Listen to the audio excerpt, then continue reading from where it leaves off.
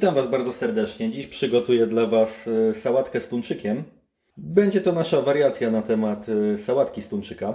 Co nam będzie potrzebne do przygotowania? 500 g makaronu świderki, koperek, połówka cytryny, 160 g naturalnego jogurtu, 2 łyżki majonezu, 1 łyżeczka musztardy miodowej, około 100 g kukurydzy, około 80 g żurawiny suszonej oraz tuńczyk. Ja akurat mam rozdrobnionego w wodzie, bardziej polecam kupić tuńczyka w kawałkach. Oraz pieprz i sól do smaku.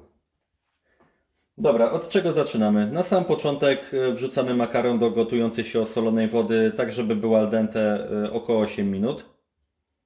Następnie zajmiemy się przygotowaniem sosu. Do jogurtu dodajemy majonez,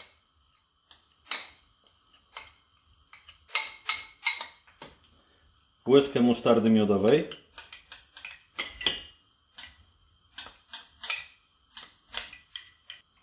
połówkę soku z cytryny, a następnie sól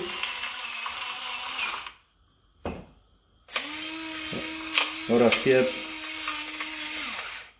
do smaku. To wszystko dokładnie ze sobą mieszamy. Powiem Wam, że w tej sałatce dokładnie ten sos robi tak naprawdę dużą robotę.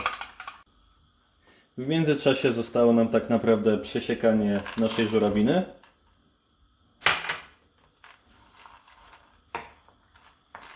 Jeżeli ktoś jest wielkim fanem żurawiny, to również na naszym kanale mamy jeszcze 2 inne sałatki z żurawiną. Pozostaje nam posiekanie koperku.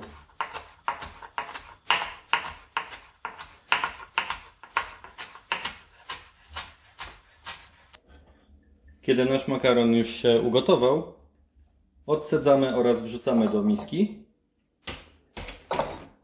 gdzie będziemy teraz dorzucać wszystkie składniki. Na początku tuńczyk, kukurydza,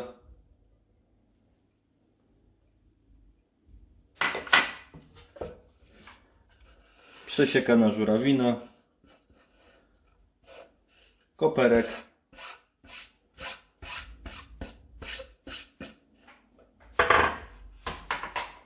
a to wszystko zalewamy wcześniej zrobionym sosem. Tak jak już mówiłem wcześniej, on tu naprawdę robi bardzo dużą robotę, jeśli chodzi o smak.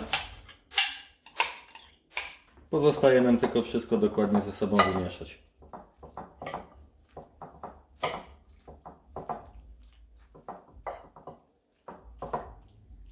Ok, tak po wymieszaniu wygląda nasza sałatka.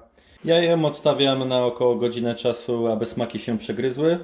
Jeżeli Wam się podobało, zostawcie suba, łapkę w górę i polecam zrobić u siebie w domu ten przepis. Pozdrawiam.